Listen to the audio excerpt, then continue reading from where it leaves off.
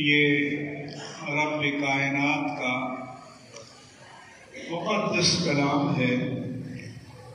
اور عالم انسانیت کے لیے اللہ تبارک و تعالیٰ کا آخری ضابطۂ حیات ہے۔ قرآن اور صاحب قرآن کی آمد سے پچھلی شریعتیں منسوخ ہو گئیں، پچھلی کتابیں ان کی تشریح حیثیت منسوخ ہو گئی اور اب قیامت تک کے لیے قرآن اور صاحب قرآن کی شریعت نافذ العمل رہے گی۔ یہ کبھی منسوخ نہیں ہوگی، یہ ہمیشہ اللہ تبارک و تعالیٰ کا زندہ جاوید ضابطۂ حیات ہے کہ امت مسلمہ اس کی حکمرانی میں رہے گی۔ میں مرتبہ امریکہ میں تھا تو ایک سیمینار میں تو یہ بات آئی کہ جدید تہذیب، جدید دور، تو میں نے کہا جو ہندوازم ہے وہ 6000 سال سے زائد پرانا ہے،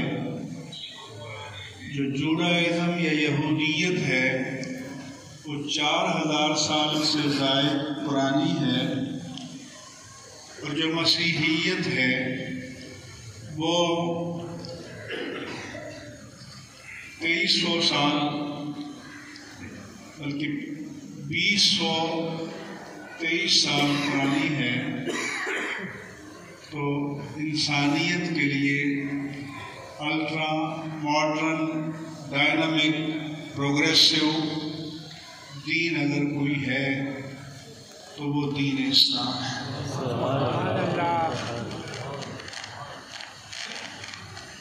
یہ وہ قرآن ہے کہ جب یہ نازل ہو رہا تھا تو اللہ نے فرمایا کہ لو انزلنا ھذا القرآن علی جبل لرأیتہ خاشعا متصدعا من خشیت اللہ۔ اگر ہم اس قرآن کو کسی پہاڑ پر نازل کرتے اور انسان اسے تمہاری طرح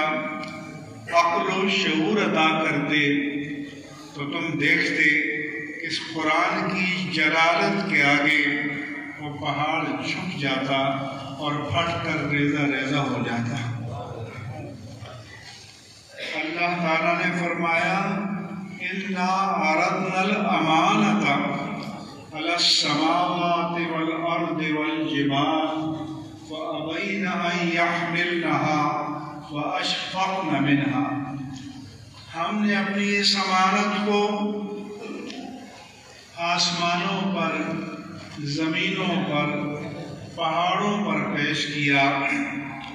تو ان سب نے اس بار امانت کو اٹھانے سے عاجزی ظاہر کر دی۔ وَأَشْفَقْنَ مِنْهَا، اور اس بار امانت کی ذمہ داری کو اٹھانے سے گھبرائے۔ تو عزیزان گرامی، جس بار امانت کو اٹھانے کی تاب و تواں آسمانوں میں نہ تھی، زمینوں میں نہ تھی، پہاڑوں میں نہ تھی، وہ قوت اگر تھی تو قلب محمد مصطفیٰ میں تھی۔ اسی اللہ تعالیٰ نے فرمایا کہ نزل بہ الروح الامین علی قلبک بلسان عربی مبین لتکون من المنذرین، کہ اس قرآن کریم کو جبریل امین لے کر نازل ہوئے اور قلب محمد مصطفیٰ پر اس قرآن کو اتارا واضح عربی زبان میں تاکہ آپ اللہ کی مخلوق کو اللہ کے عذاب کا ڈر سنانے والے بن جائیں۔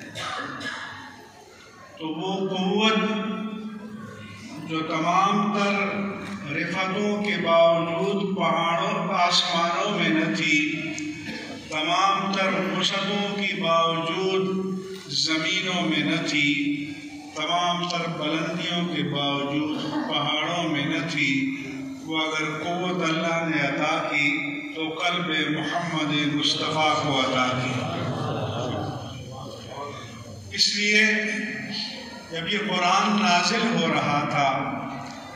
تو میرے آقا و مولا صلی اللہ علیہ وآلہ وسلم جبریل امین کے لائے ہوئے پیام کو یاد کرنے کے لیے اپنی زبان کو جلدی حرکت دیا کرتے تھے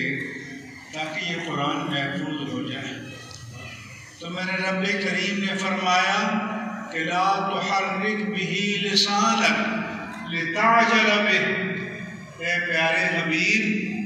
اس امانت قرآن کو جلد یاد کرنے کے شوق میں اپنی زبان مبارک کو جلدی حرکت نہ دیا کیجیے۔ ان علینا جمعہ و قرآنہ، اس قرآن کو آپ کے سینے میں محفوظ کرنا اور آپ کی زبان پر جاری کرنا یہ آپ کا نہیں ہمارا کام ہے۔ فَإِذَا قَرَأْنَاهُ فَاتَّبِعْ قُرْآنَهُ، سو جب ہم اسے پڑھ لیں، یعنی ہمارا بھیجا ہوا فرشتہ اسے پڑھ لے، تو آپ اطمینان کے ساتھ، قرار کے ساتھ، سکون کے ساتھ اسے پڑھ لیا کیجئے۔ ثُمَّ إِنَّ عَلَيْنَا بَيَانَهُ، پھر یہ مت سمجھنا کہ یہ کسی شاعر کا دیوان ہے، حافظ کا، غالب کا، کہ اس کا جو معنی جو چاہے بیان کریں، میں کہ نہیں۔ ثُمَّ إِنَّ عَلَيْنَا بَيَانَهُ، یہ کلام بھی ہماری طرف سے آیا ہے اور اس کا بیان بھی ہماری طرف سے آئے گا۔ تو پھر بیان کس پر آئے گا؟ بیان اس پر آئے گا جس پر کلام نازل ہوا۔ اس لیے فرمایا کہ ایک فتنہ ایسا آئے گا کہ قرآن کا رشتہ صاحب قرآن سے توڑا جائے گا کہ حسبنا کتاب اللہ، بس کتاب اللہ کافی ہے۔ اس فتنے کے بارے میں اللہ عز و جل کے رسول مکرم صلی اللہ علیہ وآلہ وسلم نے پہلے ہی خبردار کر دیا تھا کہ سیاتی علی الناس زمان، لوگوں پر ایک دور ایسا آئے گا، رجل شبعان علی اریکتہ، ایک شخص پیٹ بھرا ہوا مست ہو کر اپنی مسند پر بیٹھا ہوگا، وَيَقُول، اور کہہ رہا ہوگا، ما احل اللہ فی کتابہ فاحلوا وما حرم اللہ فی کتابہ فحرموا، جس چیز کو اللہ نے اپنے کتاب میں حلال ڈکلیئر کیا ہے اسے حلال مانو، اور جسے حرام ڈکلیئر کیا ہے اسے حرام مانو۔ میرے آقا نے فرمایا کہ نہیں، انی احرم الحمار الأهلی وذی ناب من السباع وذی مخلب من الطیور، کہ یہ اتھارٹی میرے پاس ہے، میں حرام ڈکلیئر کرتا ہوں پالتو گدھے کو اور سامنے کے دانتوں کچلیوں سے شکار کرنے والے درندوں کو، شیر ہے، چیتا ہے، کتا ہے، بلا ہے اور ہے، وذی مخلب من الطیور، اور پنجوں سے شکار کرنے والے پرندوں کو میرے آقا نے فرمایا کہ میں حرام ڈکلیئر کرتا ہوں۔ اس کا بیان قرآن میں نہیں ہے، مگر صاحب قرآن بیان کرتے ہیں، مگر یہ ہمارے سپریم کورٹ کے ججوں کی طرح یہ سوا موٹو اتھارٹی نہیں ہے کہ اپنی مرضی سے نوٹس لے لیں۔